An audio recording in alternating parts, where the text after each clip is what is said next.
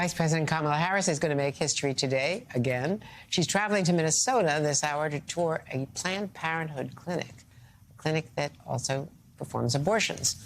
With reproductive rights playing a central role in this election year, it's believed to be the first time a president or vice president is visiting an abortion facility.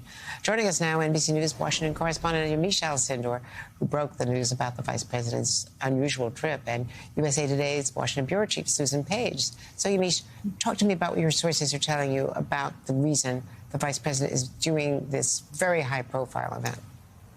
Well, good afternoon, Andrea. My sources are telling me that Vice President Harris is going to be making history today when she visits a Planned Parenthood clinic in Minnesota. She's expected to speak with healthcare providers who provide abortions to patients. They're saying that this is the first time a president or vice president has ever had a clinic, ever gone to a clinic that provides abortion services. And in particular, in 2013, we saw former President Barack Obama address Planned Parenthood for the first time. That was history making. But now you have the vice president putting boots on the ground, and she wants to do this because she's told a number of people around her that she really wants to get from behind a podium and into the places where people are having these lived experiences. So at one point she might even be talking to patients, though I'm told she wants to be very careful that not to disturb any services that are going on in this clinic. And as we know, the vice president has really emerged as the most prominent voice in the Biden administration when it comes to abortion access. This visit to this clinic is going to be the sixth stop on her tour that she's been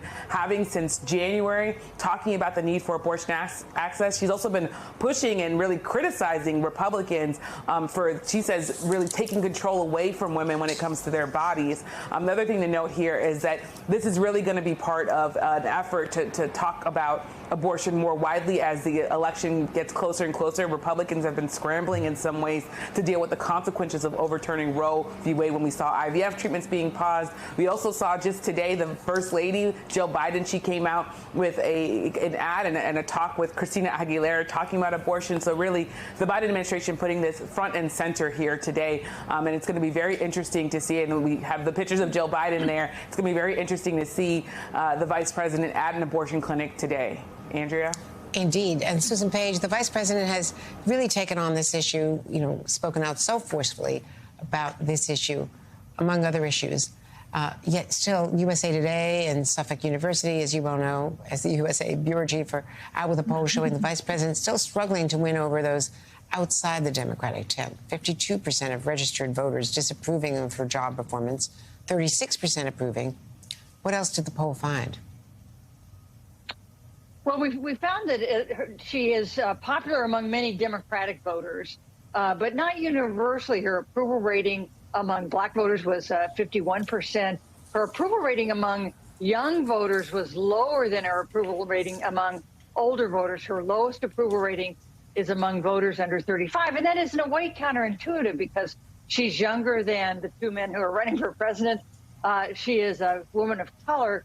So it sort of underscores the difficulty she's had in making her case to voters. Now, I think that we've seen some progress in improving her image and tackling the issue of abortion and reproductive rights has been an important part of that. It's an issue she's very comfortable with. It's a better fit for her, really, than dealing with problems at the border, which you remember was one of her initial assignments from the White House after the election.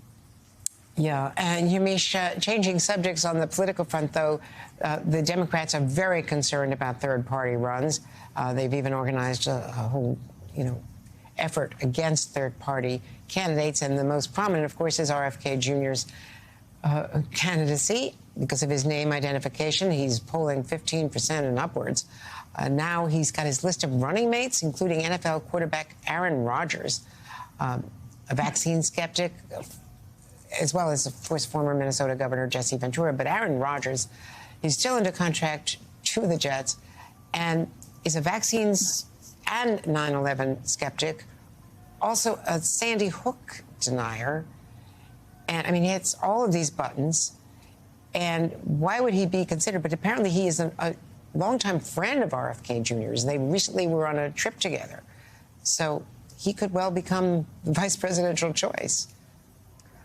Very interesting times that we're living through, Andrea. I know you've lived through so many interesting times, but think about now we could have a quarterback on a ticket. But really, Democrats are very worried about third-party tickets because we know that this race, this 2024 presidential race, is going to be very, very close. Think about the fact that we keep pointing to the same states. It's Pennsylvania, it's Michigan, it's Georgia, it's Wisconsin, because really it's going to be a few thousand votes that are really going to likely decide the presidential election. So when you look at a third-party candidate with the last name Kennedy, Democrats are very worried. Some voters that I've talked to, that others have talked to, have said that there really is a lot of confusion about the politics of Kennedy because the name Kennedy is such a big, has such big notoriety in this country that when people see a Kennedy, they might say, oh, well, I'm going to go for this Kennedy, not understanding that he has very different politics than the rest of his family. So Joe Biden, as well as other Democrats, are wanting to make sure that they try to turn out as many of their voters as possible. And I want to also just point to a really interesting figure.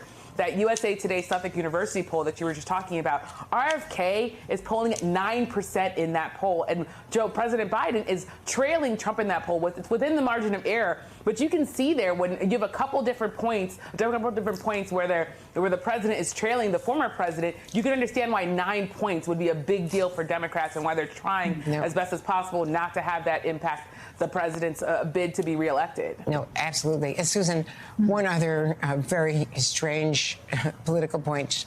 South Dakota Governor Kristi Noem, supposedly a vice presidential list, person for, Donald Trump, potential Donald Trump pick, is facing a lawsuit now, a citizen lawsuit, I believe, after she promoted her Texas cosmetic dentist on social media. Let me play some of the video that she put up.